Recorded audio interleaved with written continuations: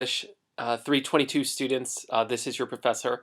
Um, you're about to have a quiz. I wanted to give you a rundown of some of the things we went over in case you weren't able to hear on a Zoom session, and maybe a short couple minute video might help. I'll try to keep this to 5 minutes. I'll be very brief. Um, one of the first things I'd like for you to do is to memorize the setting for each of the readings. That is the two pieces, well, the southern pieces and the northern pieces from Jean Toomer, um, the imagined setting maybe of Sylvia Plath's poetry, and of course the setting for Alice Walker's everyday use. Try to memorize those particular things. If you recall, one of the things that we talked about with Sylvia Plath was her use of confessional poetry. Confessional means it should feel like a personal poem. This goes against the dictums of impersonal intellectual poetry.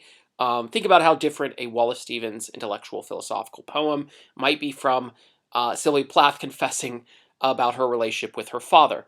But keep in mind, a confessional poem puts the personal out there in a fictive way. Some of it's real, some of it's not. It's meant to have that kind of lovely ambivalence or ambiguity, I should say, between what is fictive and what's real.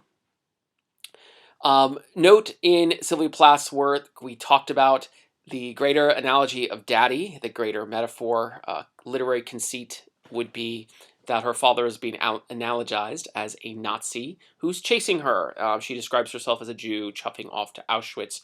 Other very powerful lines. Oddly, at the end, he becomes and this is what we talked about during our session, maybe Ted Hughes. There's a vampire. She says she married a man, says, I do, I do. There's the weird sing-songiness of her poetry. So there's that doubling at the end. For Jean Toomer's Cain, I was trying to see if I can share the screen in QuickTime, but one of the things I wanted to do um, is tell you very briefly. It has I guess it's not letting me show you. Jean Toomer's Cain has two parts. It has a southern part, it has a northern part, and then also has a play called Cadmus. We only read the transition from the last southern section, Blood Burning Moon, and the poem before that, Georgia Dusk, into 7th Street. Note the settings, please. But one of the things I noted when I read the book, there's this weird use of a moon symbol. It looks like just a kind of, I don't know, half moon.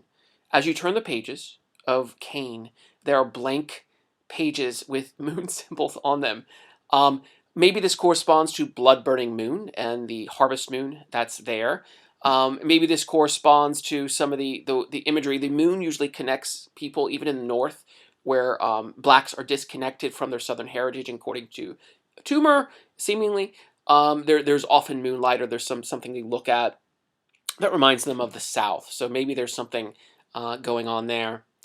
Um, we have our second African American writer just for these three periods, and that's Alice Walker.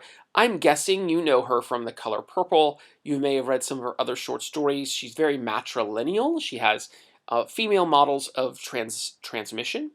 But when you read her work, this unique one, everyday use, kind of pay attention to Dee slash Wongaro and her relationship with her mother, with Mama, and with Maggie.